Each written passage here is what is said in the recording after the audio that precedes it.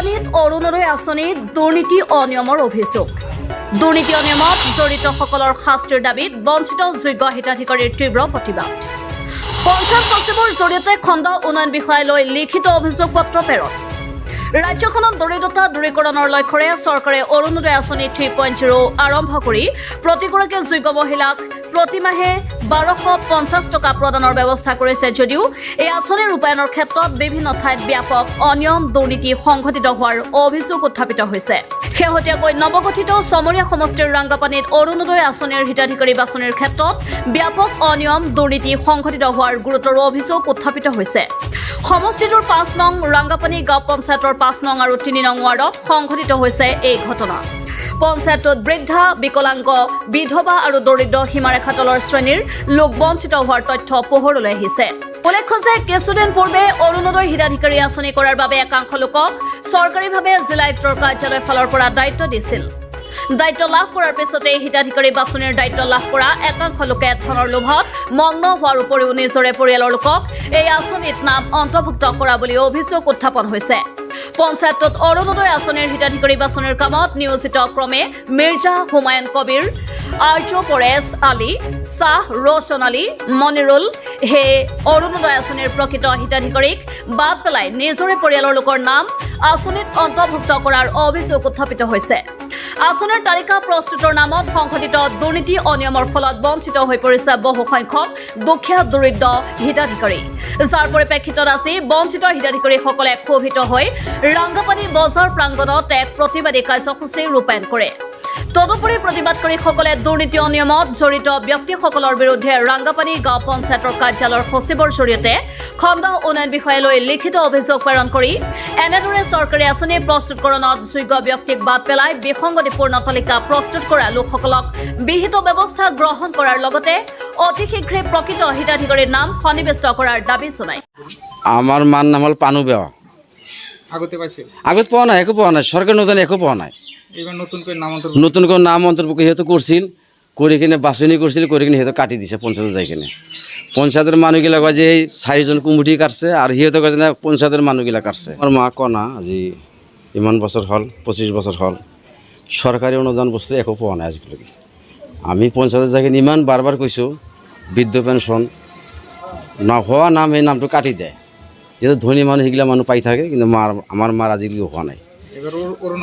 এইবাৰ অৰুণোদয় আঁচনি নাম আমি দিলোঁ, এটা গাঁও সভা বহালে, বহাই কিনে আমি ক'লোঁ আমাৰ তিৰি পাইছিল, আমি গাঁও সভাই ক'লোঁ যে আমাৰ তিৰিৰ নাম কাটি কিনে কিন্তু আমাৰ যাতে আমাৰ মাৰ নামটো থাকি যায়, আপোনালোকে আমাৰ মাৰ নামটো কৰি দিব।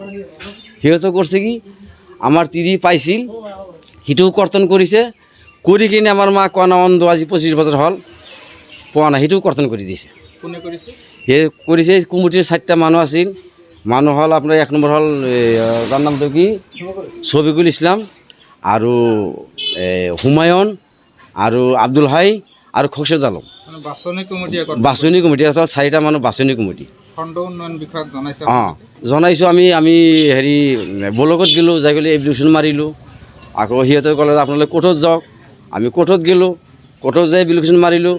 সিহঁতে ক'লে যে ফাইনেলিষ্ট যেতিয়া যাব সিহঁতৰ নাম যাব। এতিয়া কালি চাওঁ যে ফাইনেলিষ্ট আহিছে, আমাৰ মাৰ নাম অহা নাই আৰু আমাৰ তিৰিৰ নাম অহা নাই, আৰু কেইটামান আৰু আপোনাৰ পুৰণা পাগিলা সিগিলাও অহা নাই। সিহঁতে বাছ কৰিছে কি পইচাখিনি সিহঁতৰ নামগিলা কৰ্তন কৰি দিছে। এতিয়া আমি পঞ্চায়তত গৈছিলোঁ, যাই কিনে ক'লোঁ আপোনালোকে যি পাৰে তাকে কৰি থাকক, তো সেইকাৰণে আপোনালোকে মাতছোঁ, আমি নিউজ কৰিছোঁ, লাগিলে আমি আকৌ কোৰ্টত যাম কালি, যাই সিহঁতৰ নামত আমি FIR কৰিম। আমাৰ মামাই কৈছিল যে যিগিলা মানুহ অৰুণোদয় পাই আছে, আমার মামাই কৈছিল যে সেই নাম যদি কর্তন কোনোবাই করে তার শাস্তি দিম আমি। আমার মামাই কি শাস্তি দিব এইটো আমার অনুরোধ থাকিলে আমার মামার ওচৰত। যিখিনি মানুহ বাদ পৰিছে মানুহখিনি দৰিদ্ৰ নে? দৰিদ্ৰ।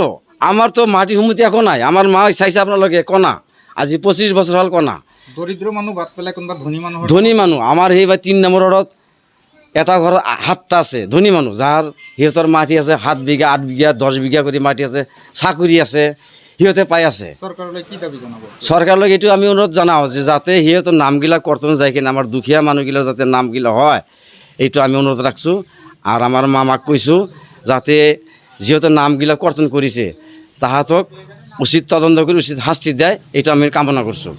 5 নং ৰাংগাপানী জিপিৰ 5 নং ৱাৰ্ডৰ মানে যিখিনি অৰুণোদয় আঁচনি আগত পাইছিলে বহুতৰে নাম এই লিষ্টত নাম কৰা গৈছে আৰু পাবলগীয়া হিতাধিকাৰীসকলৰ নামো বাদ পৰিছে।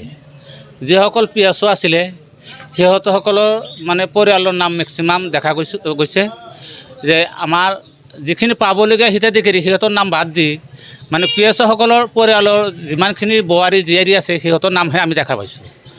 তে মই চৰকাৰৰ ওচৰত এইটোৱে অনুৰোধ জনাইছোঁ যে এই ৰাংগাপানী 5 নম্বৰ জিবিৰ 5 নং ৱাৰ্ডৰ মানে যিখিনি অৰুণোদয় লিষ্ট আহিছে এইখিনি যাতে উচিত তদন্ত কৰি উচিত শাস্তি দিয়াৰ ব্যৱস্থা কৰে এইখিনি মই চৰকাৰৰ ওচৰত বিনম্ৰভাৱে অনুৰোধ জনাইছোঁ। আৰু এটা কথা হৈছে যে আমাৰ যিখিনি মানে বেছিভাগ বিকলাংগবিলাকৰ নামটো যে বাদ পৰিছে এইখিনি মই চৰকাৰৰ ওচৰত অনুৰোধ জনাইছোঁ। আগতেও বিকলাংগবিলাকৰ প্ৰথম স্থান দিয়া হৈছিলে, এতিয়াও যাতে প্ৰথম স্থান পায় তাৰ কাৰণে মই অনুৰোধ জনাইছোঁ।